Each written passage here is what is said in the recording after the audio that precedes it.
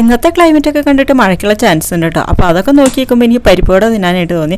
പക്ഷേ പരിപ്പോട ഉണ്ടാക്കാനുള്ള സാധനങ്ങളൊന്നുമില്ല. അപ്പോൾ ഞാൻ വിചാരിച്ചത് നമുക്ക് ക്യാബേജ് കൊണ്ട് വട ഉണ്ടാക്കാമെന്ന് വെച്ചിട്ടോ. നമ്മൾ ഉള്ളിവട ഉണ്ടാക്കില്ല അതേപോലെ തന്നെയാണ് കേട്ടോ ക്യാബേജ് കൊണ്ടും വട ഉണ്ടാക്കുന്നത്. അപ്പോൾ ക്യാബേജ് നീളനെ ചെറുതായി ഒന്ന് അരിഞ്ഞെടുത്തിട്ട് നല്ലപോലെ ഒന്ന് കഴുകിയെടുക്കാം കേട്ടോ. 2-3 പ്രാവശ്യം വെള്ളത്തിലൊക്കെ ഇട്ടിട്ട് ഇത്തിരി മഞ്ഞപ്പൊടിയൊക്കെ ഇട്ടിട്ട് നല്ലപോലെ കഴുകിയെടുത്തു. ഇനി നമുക്ക് അതിലേക്ക് മസാലപ്പൊടികൾ ഓരോന്നായിട്ട് ചേർക്കാം. ആദ്യം തന്നെ ഉപ്പിട്ട് കൊടുത്തു. അതിനുശേഷം നമ്മൾ മുളക് പൊടിയും മഞ്ഞപ്പൊടി ഇട്ട് കൊടുത്തു കേട്ടോ.